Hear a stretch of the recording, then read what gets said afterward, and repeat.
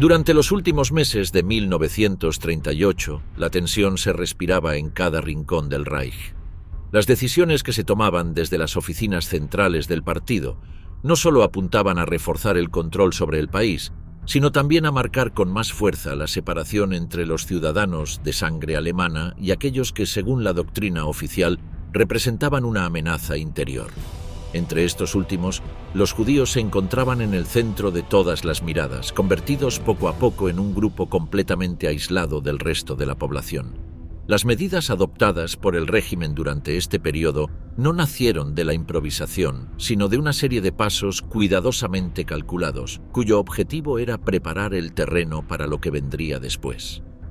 A comienzos de enero de 1939, apenas unas semanas después de la Noche de los Cristales Rotos, Hitler pronunció un discurso frente al Reichstag que no dejó margen de duda sobre sus intenciones. Aunque durante años se había referido al problema judío con frases ambiguas, esta vez el tono cambió drásticamente. Ante una audiencia entregada, lanzó una advertencia que pasaría a la historia. Si estallaba una nueva guerra mundial, no sería él quien desaparecería, sino los judíos de Europa. No lo dijo como una posibilidad, sino como una amenaza directa, en un tono frío y calculado. Aquellas palabras funcionaron como un aviso encubierto, una forma de ir preparando tanto a su entorno político como a la población para una radicalización aún más profunda de la política racial del régimen. En paralelo a este discurso incendiario, las autoridades comenzaron a intensificar su maquinaria legal. Desde los primeros meses de ese año, se emitieron normas que excluían a los judíos de casi todos los aspectos de la vida pública. Se les prohibió trabajar en instituciones educativas, en oficinas del gobierno, en medios de comunicación e incluso se les negó el acceso a profesiones tan básicas como la medicina o la abogacía. Estas prohibiciones no solo les quitaban el sustento económico, sino que también reforzaban la idea de que no eran parte de la comunidad nacional. La identidad judía, que hasta entonces convivía con lo alemán en muchos casos, fue empujada fuera de los márgenes legales, convertida en algo que debía desaparecer del espacio público. En este proceso de expulsión silenciosa, Hermann Göring jugó un papel clave. Más allá de su rol como figura decorativa o militar, Göring encabezó personalmente la política de arianización económica. Esta estrategia no consistía solo en despojar a los empresarios y comerciantes judíos de sus propiedades, sino en transferir todos esos bienes a manos alemanas bajo la etiqueta de nacionalización. Las empresas familiares, tiendas, bancos y hasta viviendas fueron expropiadas o vendidas por sumas simbólicas, forzando a los dueños originales a abandonar sus actividades sin posibilidad de protesta. Esta operación, disfrazada de legalidad, no fue un saqueo caótico, sino una maniobra perfectamente coordinada para concentrar riqueza en manos del partido y sus aliados, al tiempo que se eliminaba la presencia económica de la comunidad judía. Mientras tanto, Heinrich Himmler consolidaba un poder cada vez más autónomo al frente de las SS. Si bien ya desde años antes tenía influencia sobre los cuerpos de seguridad, durante este periodo logró que sus fuerzas no solo tuvieran control sobre la policía política, sino también sobre la administración de los campos de detención. En ese momento aún no existían los centros de exterminio como tales, pero el sistema de campos ya se utilizaba para aislar a opositores y cada vez con mayor frecuencia a personas judías o consideradas antisociales. Himmler convirtió a las SS en un instrumento doctrinario y represivo que respondía únicamente a los principios del nacionalsocialismo, sin depender de los ministerios tradicionales. Bajo su mando se estructuró un cuerpo ideologizado que veía su función no como un simple deber policial, sino como una misión racial. La vigilancia aumentó de forma silenciosa. En muchas ciudades, los judíos fueron obligados a registrarse en listados separados, marcados como elementos no confiables. Las cartas de identidad incluían la letra J en rojo y se multiplicaron las inspecciones, las detenciones preventivas y las sanciones por motivos triviales. Las oficinas del partido distribuían panfletos, carteles y manuales que alimentaban la idea de que el judío era un enemigo interno. Las caricaturas en los periódicos, los libros de texto escolares, los discursos radiales y hasta los anuncios en el cine reforzaban una misma narrativa. No se trataba solo de leyes, sino de una campaña completa para reeducar a la población y normalizar el desprecio. A medida que estas políticas se expandían, el entorno internacional observaba con una mezcla de desconcierto y pasividad. Algunos diplomáticos se alarmaron por el tono del discurso de Hitler, otros lamentaron las noticias sobre la represión creciente, pero en general no hubo reacciones contundentes. En muchos círculos fuera de Alemania se seguía creyendo que todo esto era una exageración, una retórica para consumo interno o incluso una fase temporal de violencia que acabaría por moderarse. Esta falta de respuesta solo dio más libertad al régimen para continuar con sus planes, sabiendo que, al menos por ahora, no encontrarían resistencia externa. Mientras tanto, los ciudadanos judíos que todavía vivían en Alemania enfrentaban una realidad cada vez más asfixiante. Algunos intentaban emigrar, pero se encontraban con trabas en las embajadas extranjeras, cuotas limitadas o requisitos imposibles de cumplir. Otros trataban de sobrevivir vendiendo lo poco que les quedaba, mudándose a barrios marginales o refugiándose con familiares. Las comunidades tradicionales se desmoronaban, las sinagogas eran clausuradas o atacadas y muchas familias optaban por mantener un perfil bajo, esperando que el clima político cambiara. Pero todo indicaba que lo peor aún estaba por venir. Justo entonces, mientras las listas de vigilancia seguían aumentando y el número de tiendas con letreros en hebreo comenzaba a desaparecer de las calles, las reuniones en los despachos de Berlín no se detenían. En un lado, los funcionarios encargados de asuntos internos recibían órdenes para actualizar los registros civiles, donde cada nombre debía ir marcado según su origen. En otro, los encargados de educación enviaban nuevos manuales para las escuelas donde los personajes ilustrados con narices pronunciadas ocupaban ya los márgenes de cada página. Dentro de los tribunales, los jueces empezaban a aplicar con mayor frecuencia las leyes que invalidaban matrimonios mixtos, mientras en los mercados las inspecciones se volvían más frecuentes y los productos señalados como no arios perdían su lugar en los estantes. En los periódicos, las caricaturas se repetían con el mismo trazo burdo, siempre mostrando las mismas figuras deformadas acompañadas de advertencias y frases insinuantes.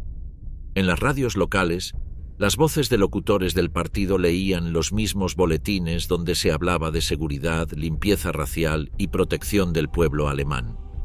En los pasillos de las comisarías, los oficiales recibían nuevas instrucciones sobre cómo actuar ante conductas indeseadas, mientras en algunos barrios los rumores de futuras deportaciones empezaban a circular entre susurros.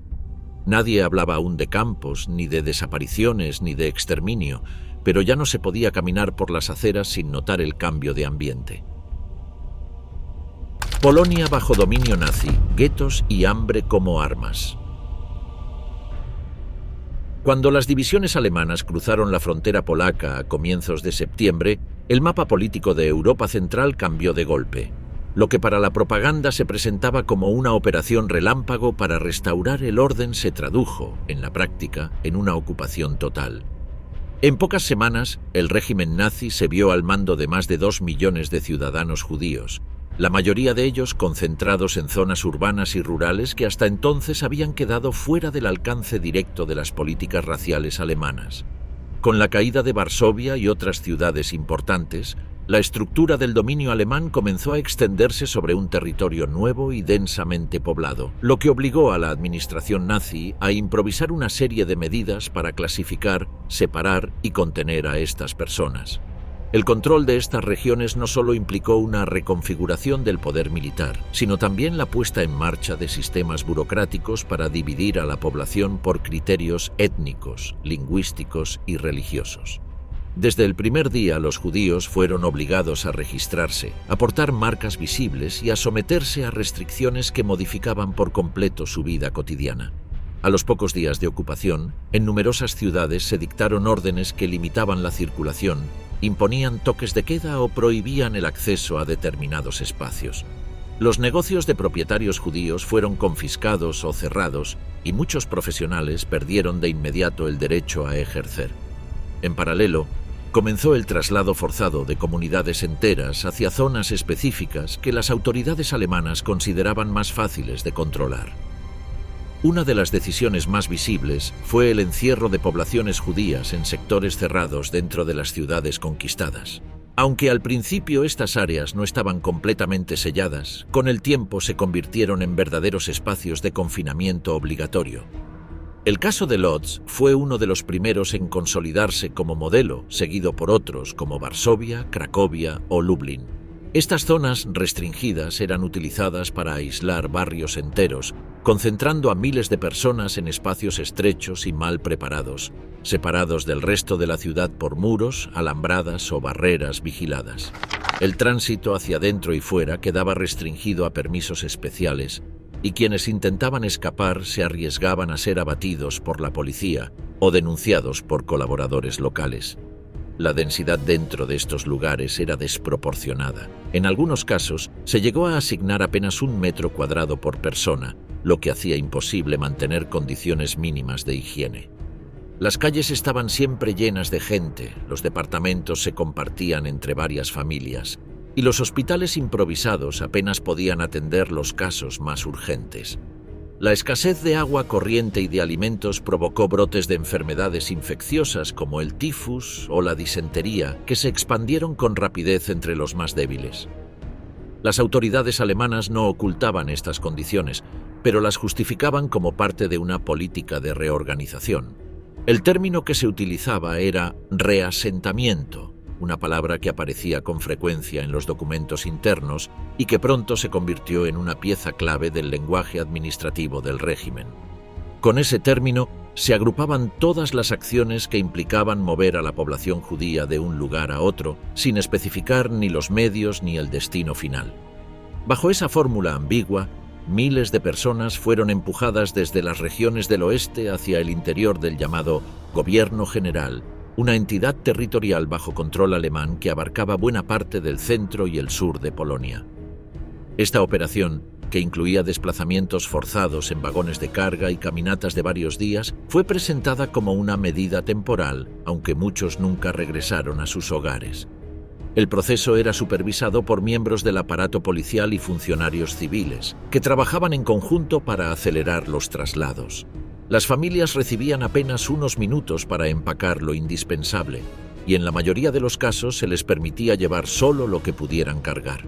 Al llegar al nuevo destino, si es que llegaban, eran distribuidos en casas abandonadas o construcciones precarias, muchas veces sin ventanas ni calefacción. Allí quedaban sin documentación oficial, sin trabajo y sin recursos, dependiendo por completo de redes informales de ayuda que rara vez alcanzaban para todos. La falta de alimentos era un problema constante. Las raciones oficiales asignadas a los guetos eran tan reducidas que muchas personas sobrevivían únicamente gracias al contrabando o a la caridad de quienes arriesgaban su vida para pasar productos por los muros. Los responsables de organizar esta red de confinamiento y traslado incluían a varios niveles de mando. Desde Berlín, el jefe de las SS y sus subordinados daban instrucciones generales que luego eran interpretadas y adaptadas por los gobernadores locales, muchos de ellos exmilitares o miembros del partido con antecedentes en la administración colonial. En las ciudades ocupadas, los consejos judíos, organismos creados por imposición alemana, recibían órdenes para distribuir alimentos, registrar a los residentes y colaborar con las deportaciones. Aunque en teoría estos consejos tenían margen de maniobra, en la práctica estaban completamente subordinados a las decisiones alemanas y cualquier desacato podía derivar en castigos colectivos. A medida que pasaban los meses, el lenguaje utilizado en los documentos oficiales comenzó a cambiar. Palabras como control, regulación o reubicación fueron reemplazadas por términos más sistemáticos como solución territorial, coordinación regional o planificación centralizada. Aunque estas expresiones no eran nuevas, su uso sostenido revelaba una intención de largo plazo. Ya no se trataba simplemente de contener a la población judía, sino de integrarla en un proyecto más amplio de reordenamiento demográfico. En algunas reuniones internas se empezó a hablar de establecer zonas libres de judíos, mientras que otras voces dentro del régimen proponían planes más ambiciosos de expulsión masiva hacia territorios remotos. Estas ideas encontraron eco en propuestas como el Plan Nisko, un intento inicial de crear una reserva para judíos en una región desolada al este del país. Aunque el plan fue abandonado poco después por motivos logísticos, revelaba que el régimen buscaba soluciones a gran escala. También se discutió la posibilidad de deportar a millones de personas a lugares tan lejanos como la isla de Madagascar, aunque esta opción se fue diluyendo a medida que el conflicto naval con el Reino Unido impedía cualquier operación de esa magnitud. En cualquier caso, todas estas alternativas compartían un mismo objetivo: vaciar Europa central de población judía, sin importar los medios ni las consecuencias humanas. Mientras tanto, la vida dentro de los guetos se deterioraba día a día. Las escenas de niños solos buscando comida entre los restos, de mujeres compartiendo una rebanada de pan seco o de cuerpos apilados en las esquinas ya no eran excepcionales, sino parte del paisaje cotidiano. En algunos lugares, como Varsovia, surgieron iniciativas para documentar lo que ocurría, con archivos secretos y testimonios escritos a mano que circulaban de forma clandestina. Estas crónicas no solo buscaban preservar la memoria de lo que estaba ocurriendo, sino también alertar al mundo exterior, aunque muy pocos lograron salir de los muros o llegar a destinatarios con poder de intervención. Los alemanes, por su parte, mantenían una vigilancia estricta sobre toda actividad cultural, educativa o religiosa dentro de los guetos. Las escuelas fueron clausuradas, las sinagogas cerradas o destruidas y los periódicos prohibidos. Aún así, en medio del aislamiento, surgieron formas de resistencia silenciosa, como clases clandestinas, recitales improvisados o celebraciones religiosas en sótanos escondidos. Nada de eso podía cambiar la situación general, pero ayudaba a preservar cierta dignidad frente a un entorno cada vez más hostil. Las autoridades alemanas no perseguían estas expresiones menores con la misma intensidad que otros delitos, pero sí las reprimían si se hacían visibles o ponían en peligro el control general. Así, sin ser ejecutadas de forma directa, miles murieron por condiciones impuestas, sin defensa ni registro exterior. Lo que en un inicio se presentó como una política de gestión poblacional se convirtió rápidamente en un sistema de exclusión permanente. En apenas un año, los espacios intermedios entre la vida y la muerte se hicieron tan estrechos que cualquier error, cualquier enfermedad o cualquier retraso en recibir una ración de pan podía significar el final. Y aún así, para muchos, lo peor todavía no había comenzado. Heydrich y la burocracia del exterminio. Cuando el conflicto en Europa se expandió, el liderazgo nazi comenzó a acelerar sus mecanismos internos con el objetivo de aplicar de forma más sistemática las ideas que ya llevaban años alimentando desde los discursos, los panfletos y las reuniones del partido. La invasión de Polonia no solo les ofreció territorios nuevos para administrar, sino también una oportunidad para reorganizar sus estructuras internas. Fue en ese contexto cuando Reinhard Heydrich, entonces subordinado directo de Himmler, firmó una orden clave: la coordinación de una solución total al problema judío en los nuevos territorios bajo control alemán. Ese documento, fechado a finales de 1939, no proponía aún un método concreto de eliminación, pero exigía que todas las ramas del aparato de seguridad comenzaran a colaborar de forma más estrecha, recopilando información, clasificando a las personas y anticipando medidas a gran escala. Aquel memorando no se elaboró de forma improvisada. En los meses previos, los órganos policiales y de inteligencia ya venían funcionando con cierta coordinación, aunque de manera dispersa. La creación formal del RSHA, la Oficina Central de Seguridad del Reich, consolidó bajo una sola estructura el trabajo de la policía criminal, la Gestapo, el servicio de inteligencia de las SS y los departamentos encargados de elaborar perfiles y expedientes. Heydrich fue designado jefe absoluto de esa nueva entidad, lo que le otorgó poder directo sobre miles de funcionarios repartidos por toda Alemania y los territorios ocupados.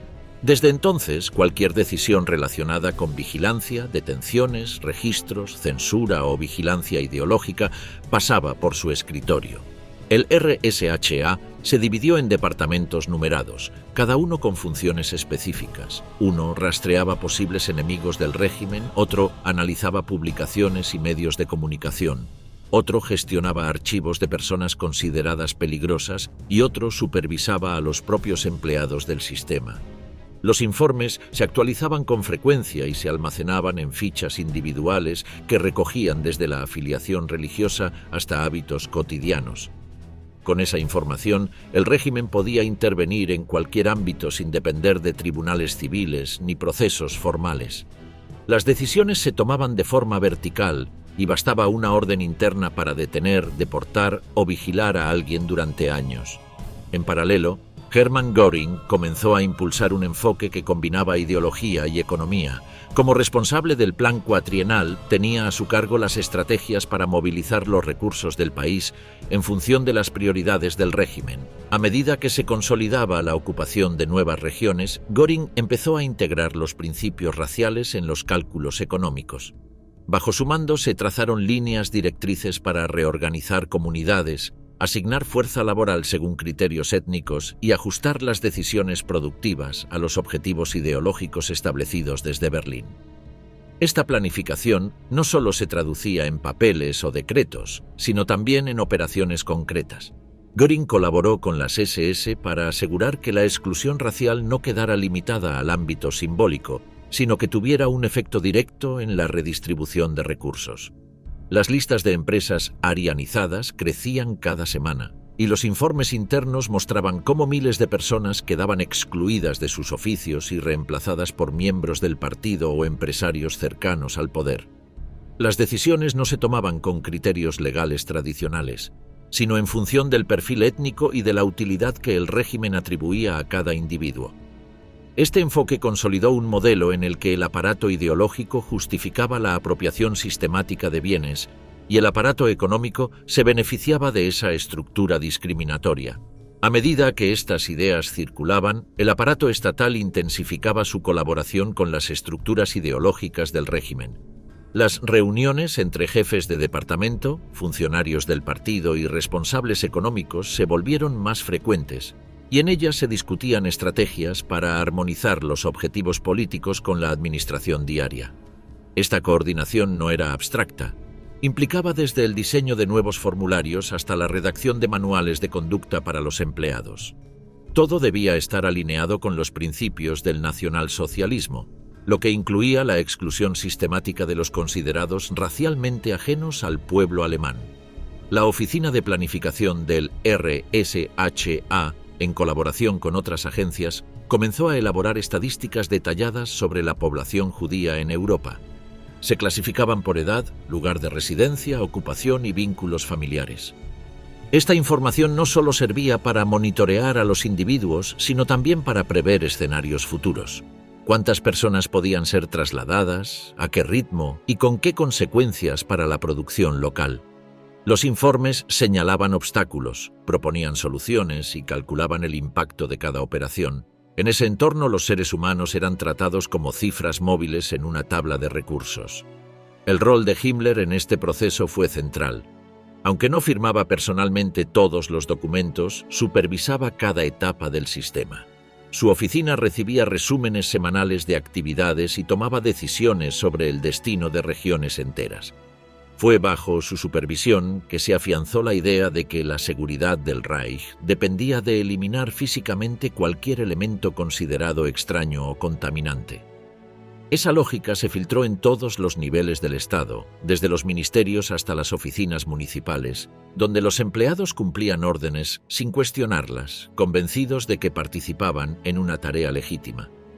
Mientras tanto, figuras como Heydrich continuaban perfeccionando los mecanismos de coordinación. Los antecedentes de lo que más tarde sería la conferencia de Wannsee ya se vislumbraban en las reuniones técnicas donde se discutía el destino de millones de personas con lenguaje técnico, fórmulas estadísticas y una aparente frialdad administrativa. En esos encuentros, que reunían a representantes de varias instituciones, se hablaba de flujos, de cuotas, de zonas de tránsito y de modelos de redistribución. El lenguaje era burocrático, pero el objetivo era claro: lograr que todas las agencias del Estado colaboraran sin interferencias para aplicar una política de exclusión total. Lo que diferenciaba este momento de otros periodos previos no era la violencia directa, sino el nivel de integración entre ideología, estructura estatal y lógica económica. No se trataba solo de perseguir a los opositores, sino de construir un sistema completo en el que cada decisión administrativa, cada movimiento financiero y cada regulación laboral respondiera a criterios raciales. La exclusión no era una excepción, sino la base sobre la que se organizaba el conjunto del país. Y aunque en ese punto aún no se hablaba abiertamente de exterminio, todas las piezas estaban en su sitio para que ese paso pudiera darse sin resistencia interna. Así terminó de consolidarse una máquina que ya no dependía de decisiones improvisadas ni de iniciativas individuales. Era un sistema en marcha, alimentado por convicciones ideológicas, sostenido por datos y planillas y legitimado por las instituciones más poderosas del régimen. Todo lo que vendría después ya estaba esbozado en esos documentos, en esas órdenes, en esos cálculos y en esas reuniones donde millones de vidas fueron convertidas en problemas de logística. Acción T4. Médicos y juristas en la primera matanza. Cuando las autoridades del Reich comenzaron a fijarse en los enfermos mentales y personas con discapacidades graves, no lo hicieron únicamente desde el desprecio ideológico, sino también desde una perspectiva práctica que buscaba experimentar mecanismos de eliminación rápida y sistemática sin generar alarmas. Este experimento, que más tarde sería conocido como Action T4, se presentó internamente como una medida médica e incluso humanitaria, aunque en realidad se trataba del primer ensayo real de asesinato industrializado con apoyo administrativo, científico y legal. Todo comenzó cuando Hitler firmó, a mediados de 1939, una autorización secreta con fecha retroactiva en la que habilitaba a médicos seleccionados para eliminar a pacientes considerados incurables. La orden no pasó por ninguna instancia judicial ni legislativa y fue redactada de forma ambigua para evitar consecuencias legales directas. La redacción otorgaba misericordia a quienes sufrían dolencias irreversibles, pero el propósito real era mucho más estructurado: probar cómo funcionaba un sistema centralizado de asesinato disfrazado de burocracia médica. En ese mismo periodo se establecieron oficinas específicas dentro del Ministerio del Interior, con ramas logísticas que trabajaban desde una villa en la calle Tiergartenstraße número 4, en Berlín, de donde más tarde el programa tomaría su nombre en clave. Desde allí se enviaban formularios a hospitales psiquiátricos, clínicas y hogares para personas con discapacidades. Los responsables locales debían detallar las condiciones médicas, hábitos y conductas de cada interno, sin saber que cada respuesta sería evaluada por un pequeño grupo de médicos que, sin conocer a los pacientes ni haberlos examinado, decidían con una simple marca de lápiz quién debía morir. El sistema funcionaba con un nivel de coordinación sorprendente. Los seleccionados eran trasladados en vehículos sellados hacia instituciones centrales, disfrazadas como centros de tratamiento. En su mayoría eran instalaciones ubicadas lejos de las ciudades, con accesos limitados y personal estrictamente seleccionado. Al llegar, los pacientes eran separados de sus familias, despojados de sus pertenencias y conducidos a salas que simulaban consultas médicas o baños colectivos. Allí, en habitaciones herméticas, se probó por primera vez el uso de gases como método de ejecución, empleando monóxido de carbono en instalaciones cerradas. El personal encargado de estos asesinatos no estaba compuesto por militares ni agentes de seguridad, sino por médicos, enfermeras, conductores, secretarias y funcionarios civiles. Muchos de ellos actuaban con una mezcla de obediencia y rutina, como si se tratara de una tarea administrativa más. Los certificados de defunción que se emitían estaban falsificados y casi siempre incluían causas naturales o infecciones comunes como neumonía. Las familias recibían cartas oficiales con explicaciones vagas, acompañadas en ocasiones por urnas con cenizas sin origen identificable. A medida que el programa avanzaba, también lo hacían sus métodos. Los responsables técnicos comenzaron a experimentar con tiempos de exposición al gas, sellado de espacios, velocidad de eliminación y manejo de restos. En paralelo, se mejoraron los sistemas de traslado, se redujo la visibilidad de los convoyes y se reforzó la confidencialidad entre el personal. La implicación de psiquiatras, asistentes sociales y juristas fue clave para sostener la apariencia de legalidad del proceso, mientras en los sótanos y edificios tras las fachadas se asesinaban miles de personas por el simple hecho de no encajar en el modelo racial y funcional que el régimen pretendía imponer. Las instituciones utilizadas como centros de ejecución incluían nombres como Hartheim, Hadamar, Sonnenstein, Grafeneck, Bernburg y Brandenburg. Cada una tenía su propio equipo, sus propios procedimientos y en algunos casos, incluso crematorios propios para eliminar los cuerpos sin dejar rastro.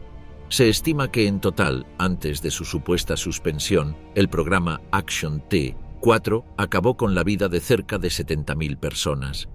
Las primeras señales de oposición no vinieron del extranjero ni de las organizaciones internacionales, sino del interior del propio país. Algunos familiares comenzaron a sospechar por los tiempos de respuesta, por las contradicciones en los informes, por el secretismo de los traslados. En algunos pueblos, sacerdotes católicos y protestantes comenzaron a denunciar desde los púlpitos lo que estaba ocurriendo, y en ciertos casos llegaron incluso a organizar protestas locales. El caso más conocido fue el del obispo de Münster, Clemens August von Galen, quien pronunció sermones públicos en contra del asesinato de inocentes y exigió que se respetara el valor de cada vida humana, sin importar su condición. Estas presiones, sumadas al temor de una reacción social más amplia, llevaron al gobierno a anunciar en agosto de 1941 el fin oficial del programa. Sin embargo, la maquinaria ya estaba en marcha y los procedimientos estaban demasiado perfeccionados como para abandonarlos por completo. En realidad, el sistema simplemente se adaptó, se volvió más disperso, más clandestino y menos centralizado. En lugar de grandes instalaciones fijas, se trasladaron los métodos hacia instituciones locales, donde doctores y personal capacitado continuaron con las ejecuciones sin necesidad de trasladar a los pacientes. La continuación encubierta de los asesinatos tras la clausura oficial del programa no solo demostró hasta qué punto el aparato ya estaba entrenado para eliminar en masa, sino también que muchos de los profesionales implicados estaban dispuestos a seguir ejecutando esas tareas aún sin cobertura legal. En clínicas regionales, psiquiátricos rurales y hospitales municipales, miles de niños, adolescentes y adultos con trastornos físicos o cognitivos siguieron siendo objeto de inyecciones letales, sobredosis de sedantes o simples negaciones de alimentación básica. No se necesitaban instalaciones sofisticadas, sino únicamente la decisión de un médico, el silencio de una enfermera y la invisibilidad de las víctimas. Algunos de los camiones que habían sido usados durante los años más activos del programa reaparecieron en entornos diferentes, adaptados para cumplir la misma función letal con recursos mínimos. Allí mismo se llevaban a cabo las ejecuciones, y el cuerpo sin vida era retirado con rapidez, incinerado o enterrado en fosas discretas. Varios de los especialistas técnicos que participaron en el diseño de estas prácticas pasaron a ocupar cargos relevantes dentro de otros proyectos del régimen.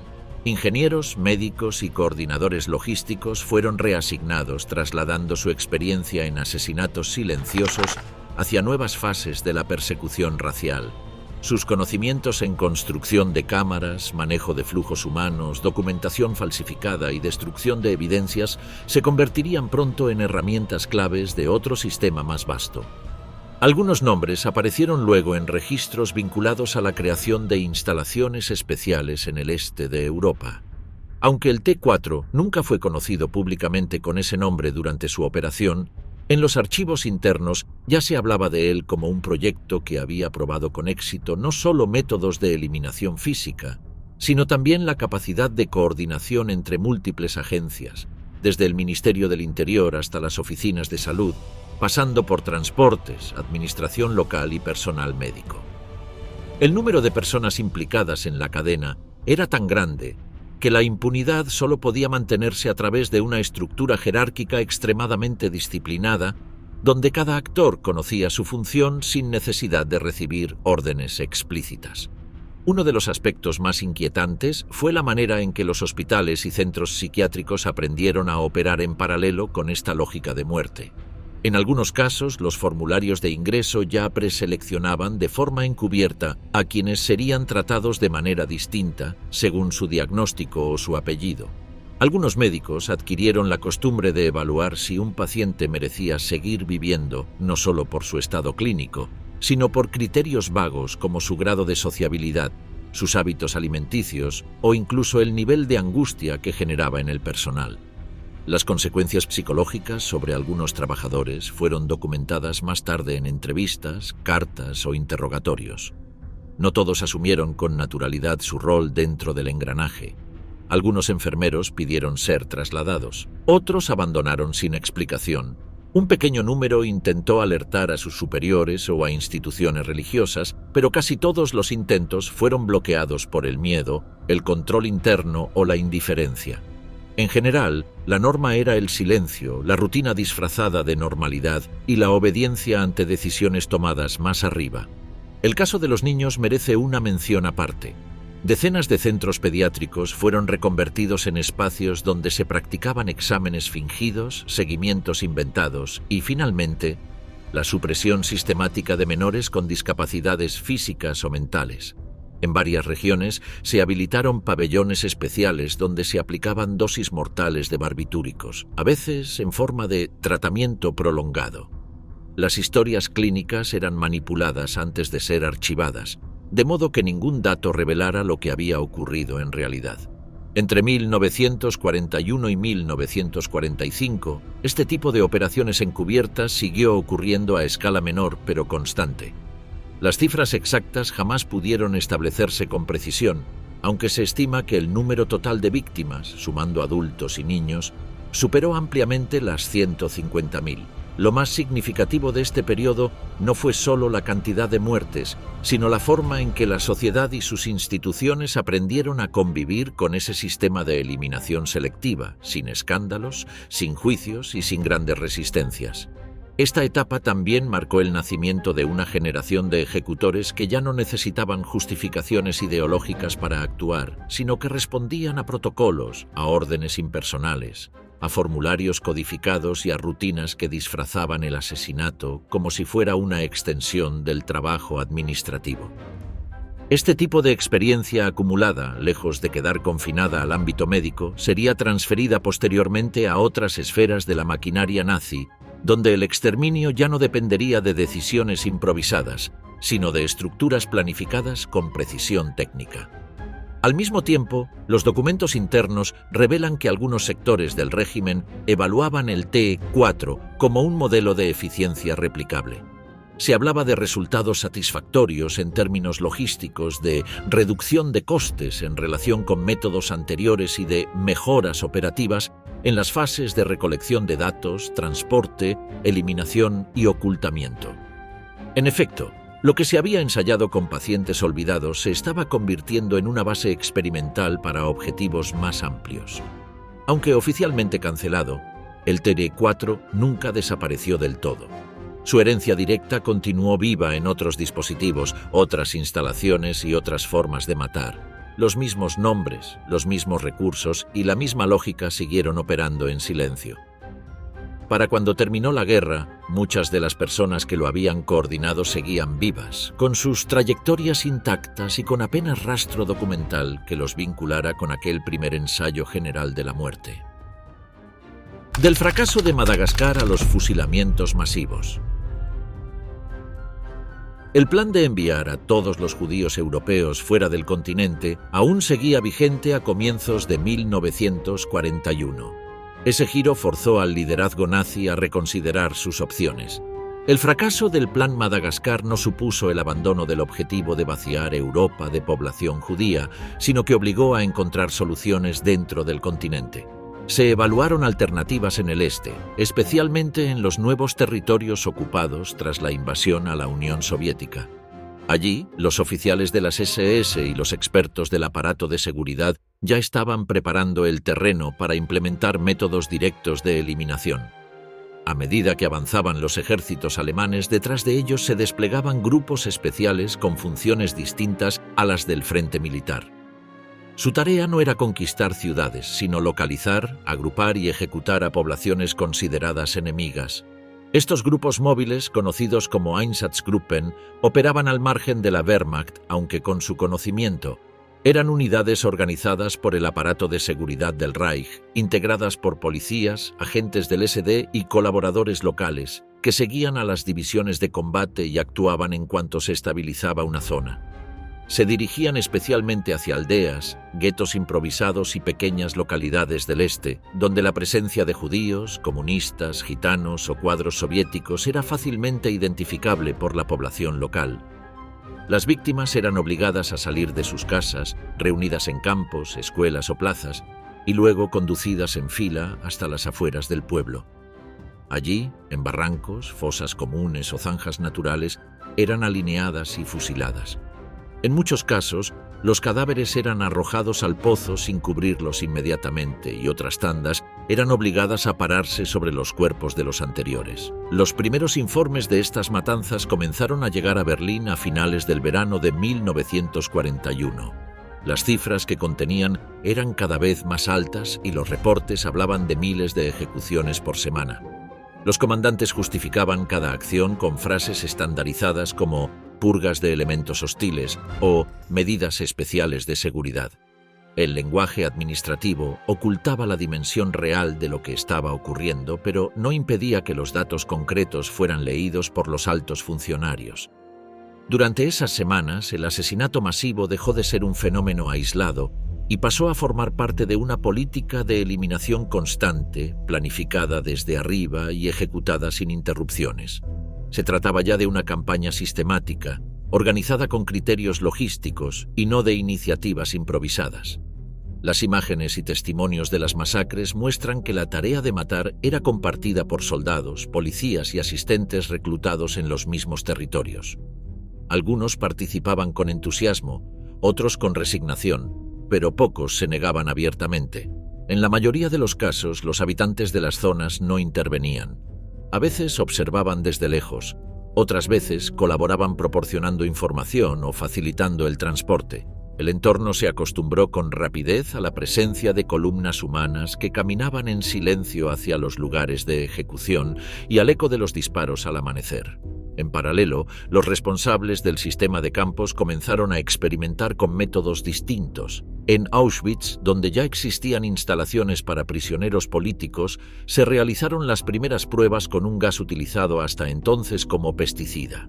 El Zyklon B era un compuesto en forma de gránulos que, al contacto con el aire, liberaba un agente letal. Había sido empleado previamente en contextos de desinfección, pero a mediados de 1941 se probó por primera vez en un bloque sellado del campo. La víctima era un grupo de prisioneros soviéticos considerados aptos para una prueba técnica. El resultado fue inmediato. En pocos minutos todos estaban muertos. La eficacia del método, sumada a su bajo costo y facilidad de transporte, lo convirtió en una opción atractiva para futuros usos. A diferencia de los fusilamientos en el este, que requerían numerosos tiradores, grandes cantidades de munición, tiempo y un esfuerzo físico constante, el Zyklon B permitía matar a grupos enteros sin contacto directo, sin necesidad de fuego abierto ni de organizar traslados masivos. Bastaba con introducir a las personas en un espacio cerrado, sellar las puertas y verter los gránulos por una abertura superior. El gas hacía el resto. Las víctimas caían en pocos minutos, mientras el personal observaba desde el exterior a través de pequeñas ventanas de inspección. Después, los cuerpos eran retirados, las cámaras ventiladas y preparadas para el siguiente grupo. Este nuevo enfoque no fue inmediatamente adoptado en todos los campos, pero abrió una vía técnica que pronto ganaría prioridad. Lo fundamental no era solo la capacidad de matar, sino la posibilidad de hacerlo sin dejar huellas visibles, sin testigos externos y con un ritmo que permitiera repetir el procedimiento de manera continua. Lo que había comenzado como una secuencia de asesinatos dispersos en el frente oriental se transformó, a partir de entonces, en una política de exterminio organizada. Aquella transformación no quedó solo en manos de técnicos o funcionarios en oficinas, sino que se consolidó sobre el terreno gracias a la actuación de los escuadrones móviles que acompañaban cada ofensiva. Los Einsatzgruppen se convirtieron en la herramienta más directa de la nueva política, operando con autonomía operativa y velocidad brutal. Su paso dejaba pueblos vacíos, barrancos colmados y un silencio denso que ningún informe podía reflejar del todo. Las matanzas no eran improvisadas ni esporádicas, se ejecutaban con listas, turnos, órdenes verificadas y reportes detallados. Cada jornada sumaba cientos de cadáveres y las cifras eran transmitidas a Berlín sin interrupción. A medida que las ejecuciones se acumulaban, el sistema entero comenzaba a girar en torno a esa lógica: identificar, aislar, transportar, eliminar. La maquinaria ya estaba en marcha. Como parte de esa evolución, se puso en marcha el programa Action Reinhardt, que llevó a la construcción de centros de exterminio diseñados específicamente para aplicar este nuevo enfoque en lugares como Belzec, Sobibor y Treblinka. Wannsee. La reunión que planificó el genocidio a inicios de 1942, en una mansión situada a orillas de un lago en las afueras de Berlín, se concretó una reunión que no figuró en titulares ni provocó anuncios oficiales, pero cuyo contenido reorganizó de forma definitiva el rumbo del crimen más grande del siglo. Aquel inmueble elegante, reservado hasta entonces para funciones del cuerpo diplomático, fue el escenario donde varios representantes del régimen discutieron en detalle cómo llevar a cabo la eliminación física de millones de personas bajo un sistema burocrático meticuloso. Reinhard Heydrich presidía el encuentro, acompañado por Adolf Eichmann y una docena de burócratas provenientes de distintas instituciones que se encargaban de gestionar asuntos de población, seguridad, justicia, transporte o relaciones con territorios ocupados.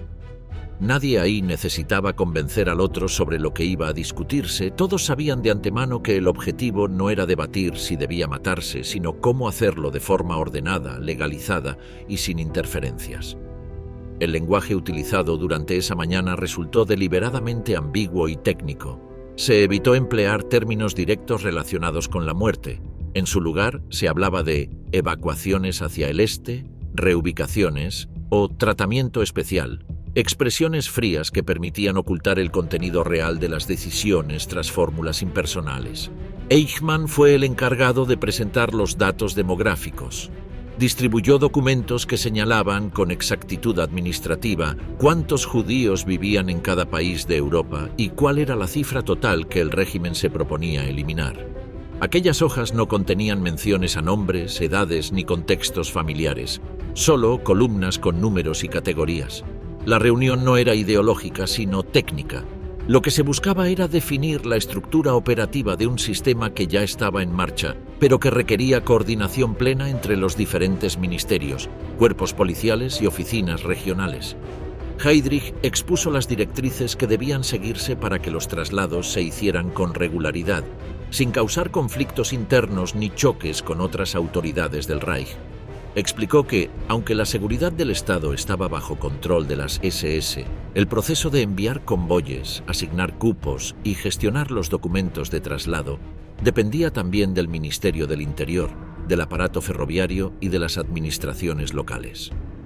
Por eso, cada uno de los presentes debía comprometerse a facilitar esos movimientos, evitando trabas legales o burocráticas. La reunión no incluyó testimonios, ni interrogantes morales, ni discusiones de fondo. Solo se ajustaron fechas, rutas y competencias, como si se tratara de una operación logística de rutina. A partir de ese momento, la eliminación de comunidades enteras dejó de ser una serie de decisiones improvisadas o locales y pasó a ser una política central con normas, calendarios y cuotas específicas. Eichmann se encargó de centralizar la recepción de todos los informes sobre llegadas, salidas, demoras o incidentes. Los primeros listados de personas seleccionadas comenzaron a llegar desde Eslovaquia, los Países Bajos y el Protectorado de Bohemia, donde los consejos judíos eran obligados a entregar los nombres siguiendo los parámetros establecidos por las SS. En paralelo, los trenes comenzaron a operar bajo nuevas rutas, con vagones asignados y horarios incluidos dentro del sistema regular del ferrocarril. Para evitar molestias entre la población alemana o alterar otras actividades, se programaron muchas de estas operaciones durante la noche o en regiones poco transitadas.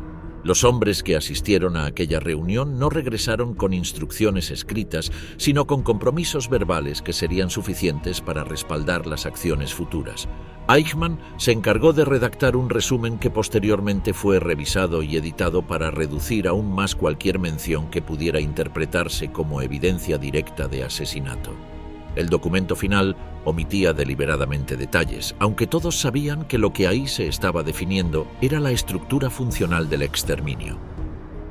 El lenguaje usado no solo ocultaba la realidad, sino que creaba un sistema donde los responsables podían sentirse alejados del crimen. Al no ver directamente las muertes ni usar palabras asociadas con ellas, podían convencerse de que simplemente cumplían funciones administrativas. En muchas oficinas del Reich, lo que ocurrió en esa reunión no se entendió como un cambio profundo, sino como una formalización de prácticas que ya se estaban aplicando en los territorios del Este. La diferencia estaba en la escala y la regularidad. A partir de entonces, se requería que cada movimiento, cada lista y cada convoy se ajustara a un esquema común que permitiera mantener el control sobre los flujos humanos, los tiempos de llegada y el destino final de cada grupo. Esa necesidad de control absoluto llevó a la creación de unidades especializadas en estadísticas, informes y archivado de datos, que empezaron a funcionar con la misma precisión que cualquier otra parte del aparato estatal. Heydrich utilizó su autoridad para garantizar que ningún organismo del régimen pudiera cuestionar los procedimientos. Si surgían conflictos entre la policía, los gobernadores civiles o las autoridades militares, se resolvían directamente desde Berlín. Eichmann coordinaba con los ferrocarriles alemanes los horarios, precios y necesidades logísticas, como el número de vagones o el consumo de carbón. Todos esos detalles se trataron con la misma naturalidad que si se hablara del transporte de mercancías ordinarias. La jerga usada, centrada en términos como evacuación total, tratamiento adecuado o asignación de cupos, fue adoptada rápidamente en informes, telegramas y reuniones locales. En los meses siguientes se retomaron métodos previos de ocultamiento masivo y se consolidó un lenguaje administrativo que facilitaba la ejecución sistemática del plan sin generar conflictos internos. La villa de Wannsee no volvió a ser usada para encuentros similares, pero lo que se resolvió allí quedó fijado como base del modelo posterior. El número de personas a eliminar ya no se manejaba como estimación, sino como meta, y las responsabilidades estaban repartidas entre quienes firmaban órdenes, organizaban transporte, entregaban listados, autorizaban movimientos o facilitaban espacios de paso. Aunque nadie de los presentes apretara un gatillo ni manejara un gas venenoso, todos eran parte necesaria de una cadena que funcionaba con eficiencia precisamente porque cada eslabón sabía lo que debía hacer y no necesitaba explicaciones adicionales. El hecho de que Heydrich hubiera logrado reunir a representantes de todos los sectores involucrados y obtener de ellos compromisos sin oposición marcó un punto de inflexión en el desarrollo de la maquinaria asesina. Desde entonces, la muerte dejó de ser una consecuencia de la guerra o una serie de decisiones dispersas y se transformó en una operación organizada, planificada con calendario, cuotas por país y soluciones logísticas para cada contingencia. Aunque los campos donde llegarían esos trenes todavía no funcionaban a pleno, la red que los alimentaría ya estaba trazada en documentos, esquemas y listas de espera. Aquel encuentro fue breve, pero suficiente para que la solución final dejara de ser un proyecto disperso y se convirtiera en una política de Estado completamente estructurada. Belzec, Sobibor y Treblinka, fábricas de exterminio. En la región ocupada de Polonia, a una distancia considerable de las grandes ciudades y conectados por líneas ferroviarias discretas, se levantaron 3 lugares que, en menos de 2 años, se convirtieron en el centro operativo del asesinato sistemático. Belzec, Sobibor y Treblinka no fueron pensados como campos mixtos ni como instalaciones de trabajo forzado. Su único propósito era acabar con la vida de quienes llegaban. A diferencia de otros sitios que combinaban explotación laboral con ejecuciones masivas, aquí no se almacenaban bienes, no se construían barracones industriales ni se ofrecían rutas alternativas. El destino era siempre el mismo, y todo estaba diseñado para que ese desenlace ocurriera de forma rápida, silenciosa y continua. La operación que impulsó la creación de estos lugares fue supervisada por Heinrich Himmler, pero quien se encargó de ponerla en marcha fue Odilo Globoknik, jefe de las SS en el distrito de Lublin. Fue él quien coordinó la planificación, el diseño y el reclutamiento de personal para que todo funcionara sin interrupciones. En Belzec se probaron los primeros métodos. Se construyeron cámaras con motores que expulsaban gases letales y se ajustó el sistema de entrada y salida de los trenes para evitar demoras. Una vez comprobado que el procedimiento podía mantenerse de manera regular, se replicó el modelo en Sobibor y luego en Treblinka, adaptándolo a una escala mayor y mejorando la velocidad con la que se ejecutaban las órdenes. Los trenes llegaban con varios cientos de personas en cada viaje, en vagones cerrados, sin espacio para moverse ni acceso al exterior. Al llegar, los prisioneros eran recibidos por hombres armados y dirigidos hacia una zona de separación. Las mujeres y los niños eran apartados de los hombres. Se les indicaba que debían desvestirse para desinfección y se les recogían sus pertenencias. Todo ocurría en un entorno cuidadosamente manipulado para evitar sospechas. Se perfeccionaron los mecanismos de engaño visual ya utilizados. Se repetían frases tranquilizadoras y se organizaban los movimientos sin violencia visible. Nadie explicaba lo que iba a ocurrir. Se evitaban gritos, golpes innecesarios o escenas que pudieran generar pánico masivo. Una vez dentro del área principal, las personas eran obligadas a caminar por un pasillo estrecho conocido como el tubo, que conectaba la zona de espera con las cámaras de gas.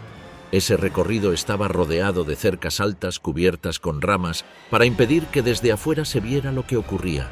Ya en el interior, las puertas se cerraban desde el exterior y se ponía en marcha el motor que liberaba monóxido de carbono directamente en el espacio cerrado. En pocos minutos el lugar quedaba en silencio. Luego se abrían las compuertas y un grupo específico se encargaba de vaciar la cámara, extraer los cuerpos y preparar la siguiente tanda. Los encargados de realizar esas tareas eran prisioneros conocidos como Sonderkommando, seleccionados al llegar y obligados a participar bajo amenaza de muerte. Tenían que organizar la ropa, cortar el cabello de los cadáveres, revisar cavidades en busca de objetos escondidos y arrastrar los cuerpos hasta las fosas comunes o los hornos improvisados. Su tiempo de vida era corto. Una vez cumplida su función durante semanas o meses, eran reemplazados por otros recién llegados y ejecutados para evitar que quedaran testigos. En paralelo, actuaban también los traunikis, guardias ucranianos entrenados por los alemanes que se encargaban de custodiar el perímetro, controlar a los deportados y ejecutar órdenes sin cuestionamientos. La eficiencia alcanzada en Treblinka superó cualquier cálculo previo. En sus primeros meses de funcionamiento, el número de personas asesinadas por jornada llegó a superar los 8.000. Se ajustaron horarios, se añadieron más vías de acceso y se amplió la capacidad de las cámaras. Las operaciones se realizaban sin pausa, con trenes que llegaban uno tras otro y eran vaciados, limpiados y devueltos en cuestión de horas. El tiempo entre la llegada del convoy y la finalización del proceso completo rara vez superaba las 2 horas. No había interrogatorios, registros médicos ni clasificación laboral. Solo listas con el número de personas asignadas y los horarios de llegada. Todo detallado en informes escuetos enviados a Berlín. A medida que el sistema ganaba velocidad, se implementaron métodos para eliminar cualquier evidencia. Se comenzaron a excavar fosas de gran profundidad donde se arrojaban los cuerpos. Al saturarse el espacio disponible, los cuerpos eran reducidos a cenizas en estructuras improvisadas hechas con materiales del lugar. La labor era continua. Mientras un grupo manejaba los cuerpos recién llegados, otro se encargaba de remover huesos calcinados, triturarlos y esparcir las cenizas. No se conservaban nombres, fotografías ni registros individuales. Todo se resumía en totales diarios, comunicados por telegrama a las oficinas centrales. Las diferencias entre estos centros y otros campos como Auschwitz eran claras. Aquí no se pensaba en explotación económica, ni en investigaciones médicas, ni en gestión prolongada de prisioneros. Tampoco se utilizaban sustancias como Zyklon B, ni se construyeron bloques con múltiples funciones. Todo el entorno estaba enfocado en una sola tarea: exterminar al mayor número posible en el menor tiempo posible, con el menor costo logístico y sin dejar rastros innecesarios. Los trenes se programaban con precisión, el combustible se calculaba por tonelada de cuerpos y los turnos de guardia se organizaban en función del volumen esperado por semana.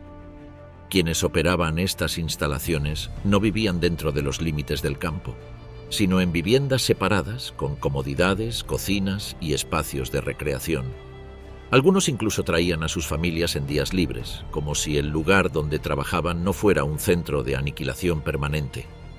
La desconexión entre el acto cometido y la vida cotidiana formaba parte del diseño. Se evitaba el contacto directo entre los operarios alemanes y las víctimas, delegando las tareas más crudas a prisioneros forzados o a colaboradores extranjeros. La distancia física y emocional era parte esencial del funcionamiento. Cuando la operación alcanzó su punto máximo, los 3 centros trabajaban de forma paralela, cubriendo diferentes regiones de Polonia y países vecinos. Los informes llegaban a Berlín con cifras semanales y los trenes eran desviados según disponibilidad y capacidad instalada. Si un campo sufría alguna avería o colapso momentáneo, el siguiente asumía la carga. Todo estaba pensado para que el proceso no se detuviera por ningún motivo, ni siquiera durante inspecciones, visitas de autoridades o movimientos militares en zonas cercanas. La continuidad era la prioridad. Aunque la historia posterior ocultó muchas de las huellas físicas de estos lugares, los datos recogidos por sobrevivientes, documentos interceptados y confesiones posteriores permitieron reconstruir el ritmo y la dimensión de lo que allí se hizo. No fueron errores, improvisaciones ni excesos de guerra. Fueron instalaciones diseñadas con un único fin, construidas desde cero para ejecutar una política de eliminación planificada y autorizada.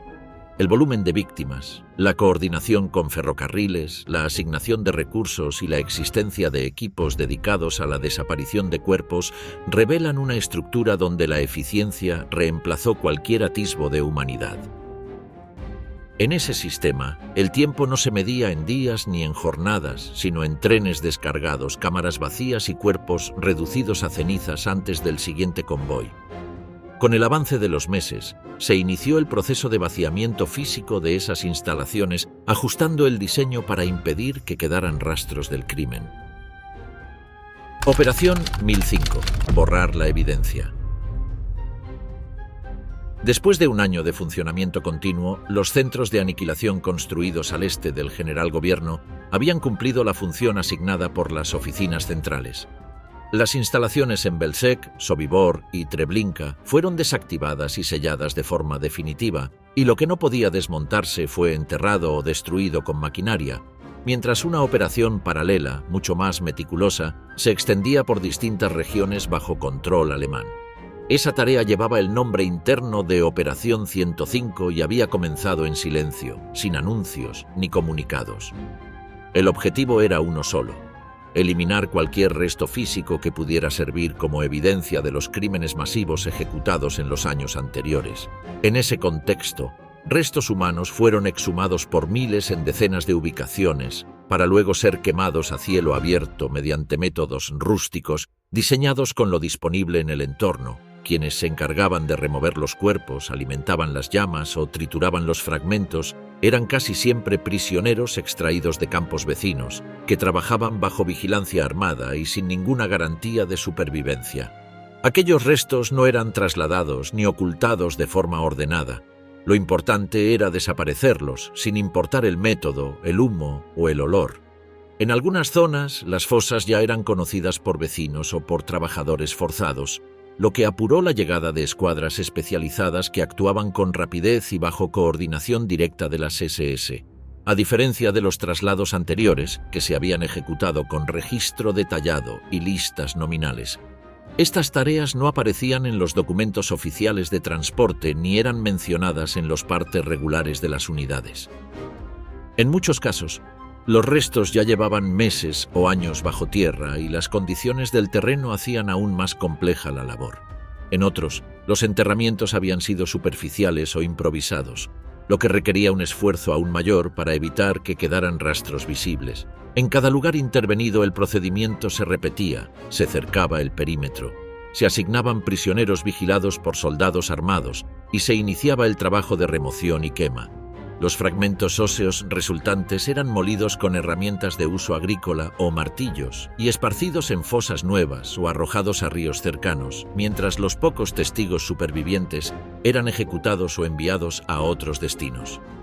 La decisión de ocultar los rastros materiales no se tomó en respuesta directa a una presión externa, sino como una medida preventiva ante la posibilidad de que futuras investigaciones pudieran rastrear el número, método o lugar exacto de las ejecuciones. Esta preocupación no surgió de manera espontánea, sino a partir de ciertos reportes captados por radios extranjeras y de rumores que comenzaban a extenderse más allá del frente oriental. Aunque los mandos seguían considerando improbable una reacción efectiva por parte de gobiernos aliados, el aparato de seguridad decidió avanzar con el proceso de eliminación sistemática de pruebas.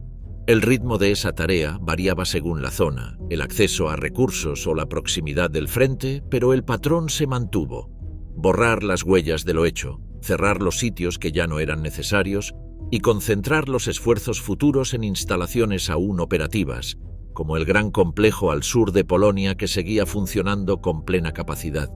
Mientras tanto, algunos mensajes aislados sobre lo que ocurría lograron escapar del cerco de censura impuesto por las autoridades.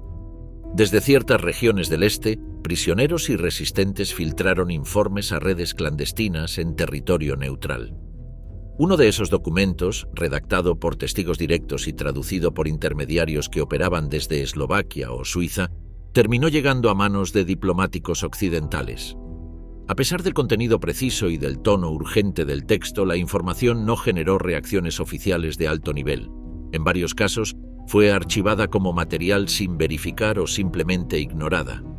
Los autores del informe, que se arriesgaron al transmitir nombres, lugares y cifras aproximadas, no recibieron respuesta directa ni confirmación de que su testimonio hubiese sido tomado en serio.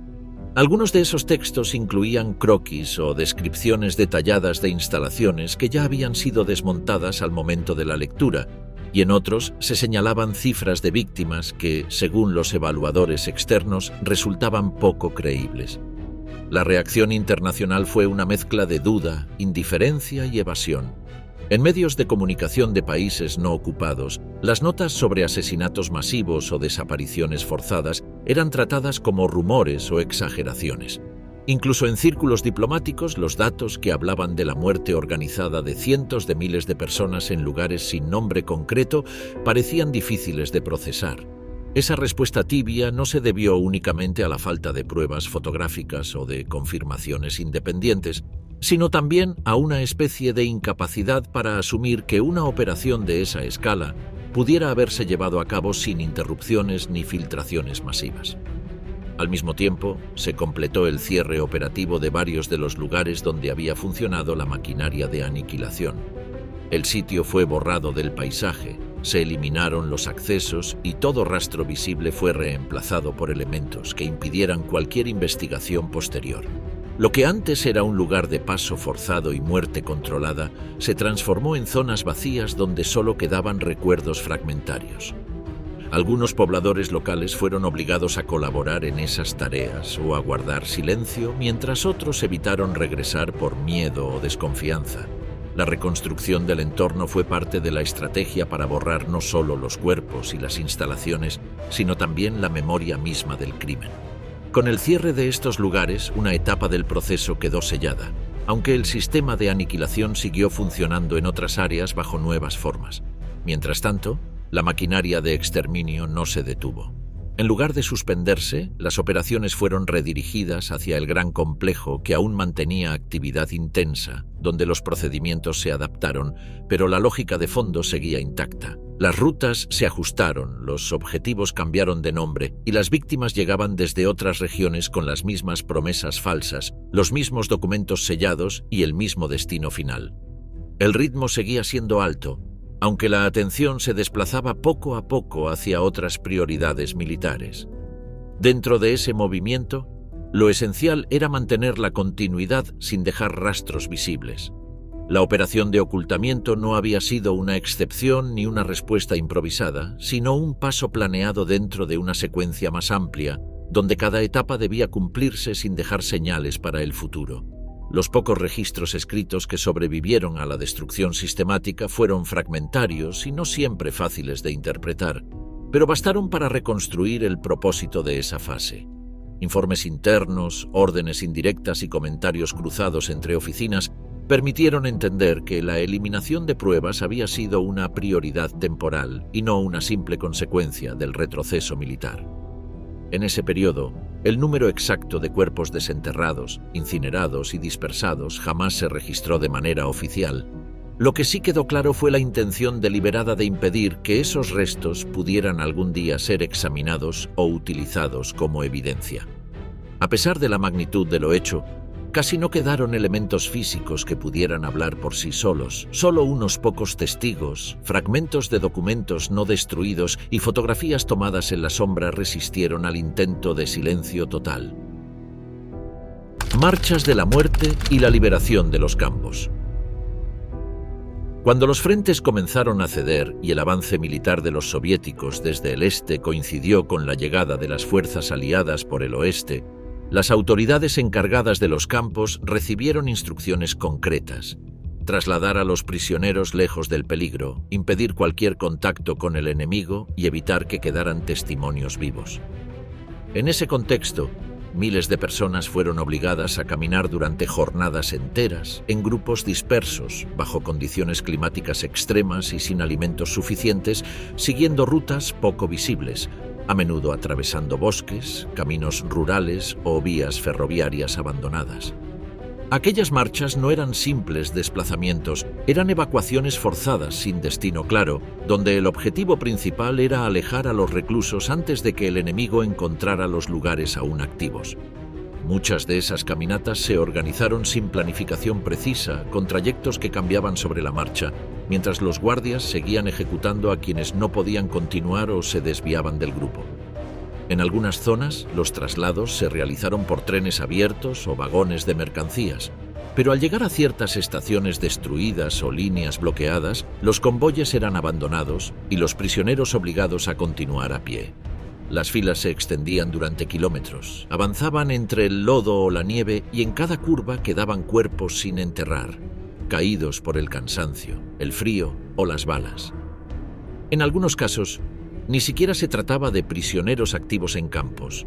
Eran personas detenidas en redadas anteriores, deportados en tránsito o grupos traídos desde otras regiones que no sabían a dónde se dirigían ni por qué los trasladaban. Los oficiales, lejos de garantizar protección, mantenían la amenaza constante de castigo inmediato y muchos de los acompañantes murieron sin haber llegado nunca a su supuesto destino. En esas semanas, la muerte dejó de estar asociada a un lugar fijo y comenzó a producirse en los caminos, en medio del desplazamiento sin necesidad de instalaciones ni cámaras.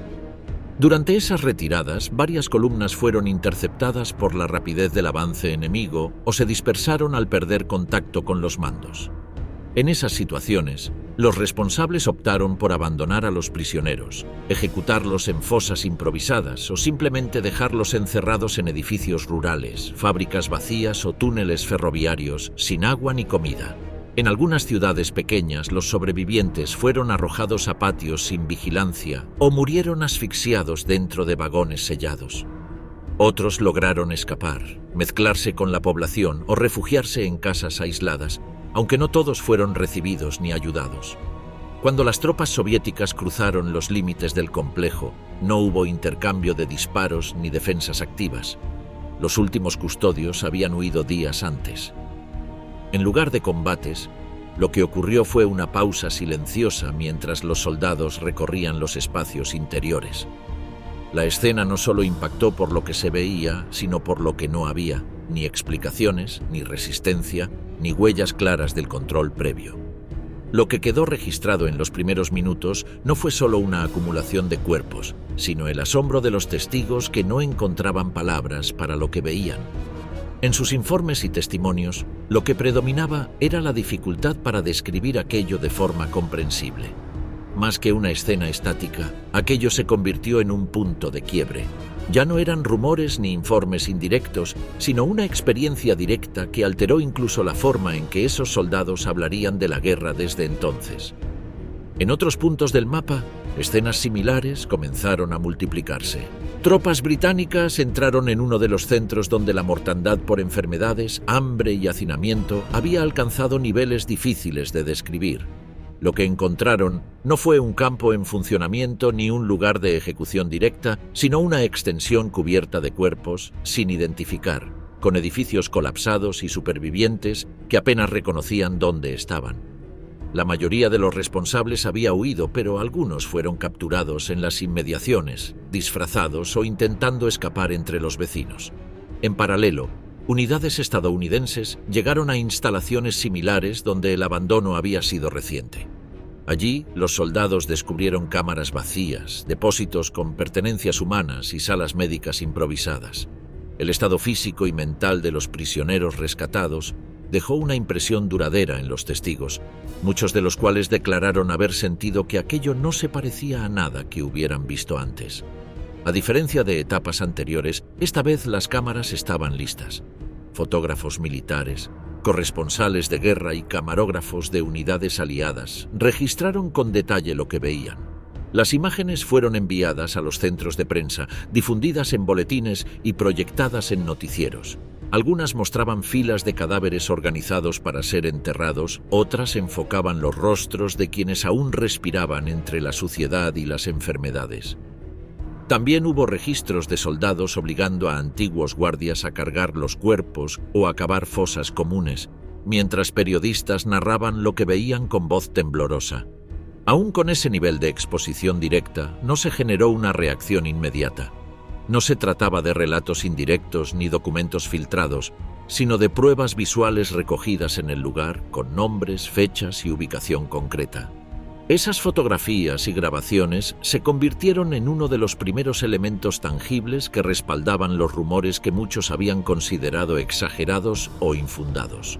La difusión fue progresiva pero constante. En pocos días, publicaciones impresas comenzaron a incluir capturas de lo hallado y emisoras de radio incorporaron testimonios breves de testigos o soldados.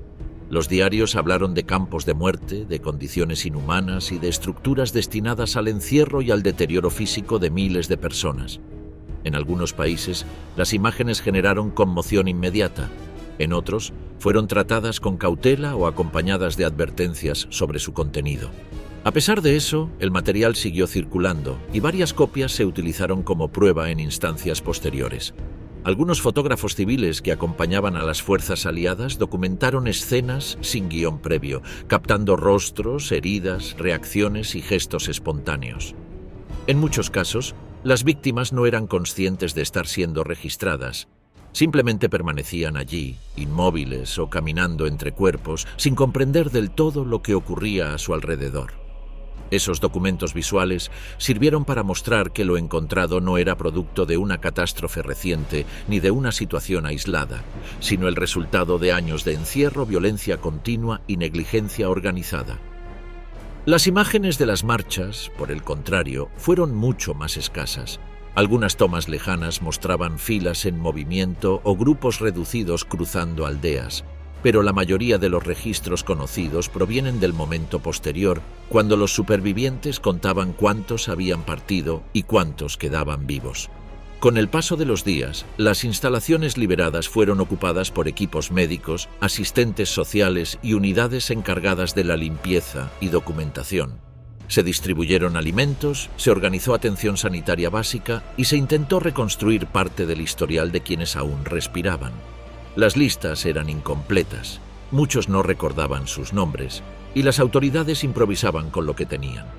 Algunas personas fueron trasladadas a hospitales de campaña, otras murieron poco después de ser rescatadas, sin haber dicho una palabra.